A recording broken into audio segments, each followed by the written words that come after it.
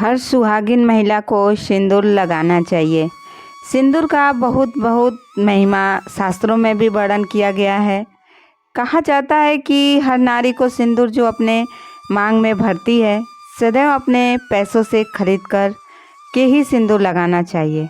अपने पति के पैसों से खरीदे या आपके पति खरीद कर लाए तो ये सबसे शुभ होता है।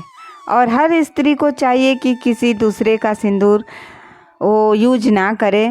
कोई दूसरी स्त्री अपने मांग में जो सिंदूर भरती है उस डिब्बे से लेकर सिंदूर नहीं लगाना चाहिए और ना आप लगाएं। कई बार ऐसा होता है कि आप कहीं जाते हैं या किसी के शादी में जाते हैं तो एक ही डिब्बे से कई लोग ऐसा होता है कि सिंदूर से मांग भरते रहते हैं।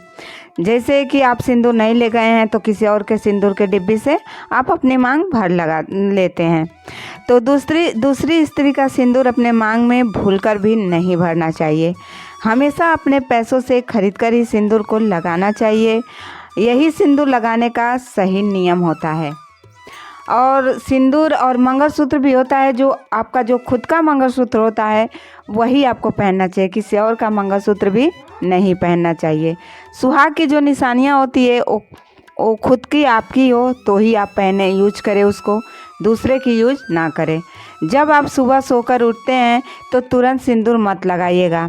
कभी भी सोकर उठे तो नहाने के बाद ही सिंदूर अपने मांग में भरना चाहिए। बिना नहाए कभी भी सिंदूर को हाथ नहीं लगाना चाहिए, मांग नहीं भरना चाहिए।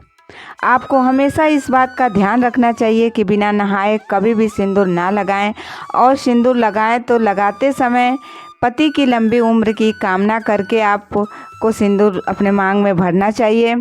अगर सिंदूर लगाते समय पति की उम्र लंबी की कामना करते हैं, चिंतन करते हैं तो माता रानी आपको सदा सुहागन होने का आशीर्वाद प्रदान करती हैं। उसके बाद सिंदूर लगाते समय माता पार्वती का ध्यान जरूर करिएगा। आप सिंदूर के डिब्बे से उठाएं और तुरंत लगा लें, ऐसा मत करिएगा। आप सिंदूर लगाएं तो पार्वती माता का ध्यान जरूर करिएगा कि माता पार्वती का ध्यान हर सुहागिन स्त्री करती हैं तो माता सुहागिन होने का आशीर्वाद देती हैं। ऐसा आप रोज़ करें। उसके बाद सिंदूर ऐसी जगह में रखें जहाँ से गिरे ना। कहते हैं कि सिंदूर का गिरना बहुत ही अशुभ होता है, इसलिए ऐसी जगह ना रखें जहाँ से सिंदूर गिरे। बच्चों से दूर रखें, सुरक्षित जगह पे रखें कि और गिर जाए अगर सिंदूर तो गिरा हुआ सिंदूर कभी भी उठाकर अपने सिंदूर के डिब्बी में ना रखें और वो गिरा हुआ सिंदूर से अपना मांग ना भरें। तो आप इसलिए ऐसी जगह रखें जहाँ से आपके सिंदूर गिरे ही नहीं और आप गिरने ही मत दीजिएगा।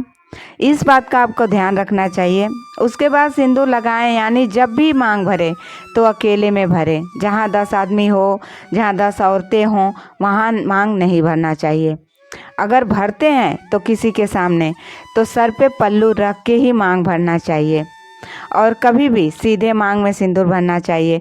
बहुत सारी स्त्रियां ऐसी होती है जो टेढ़ी मांग में सिंदूर लगा लेती हैं, जैसा आप मांग निकालती हैं उसी में भर लेती हैं। तो हमेशा सीधे मांग में ही सिंदूर भरना चाहिए और लंबी मांग भरना चाहिए, जिससे पति की लंबी आयु और कामयाबी में वृद्धि होती है।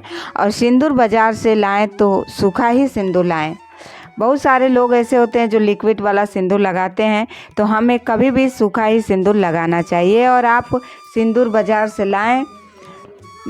लाएं तो माता के चरणों में ज़रूर चढ़ाएं और माता को उसमें से लगाएं। उसके बाद से आप खुद को लगाएं तो इससे माता का आशीर्वाद आपको मिलता है। हम उम्मीद करते हैं कि वीडियो अच्छा लगा होगा मेरी बहनों को, तो चैनल को लाइक और सब्सक्राइब ज़रूर करें। तो आगे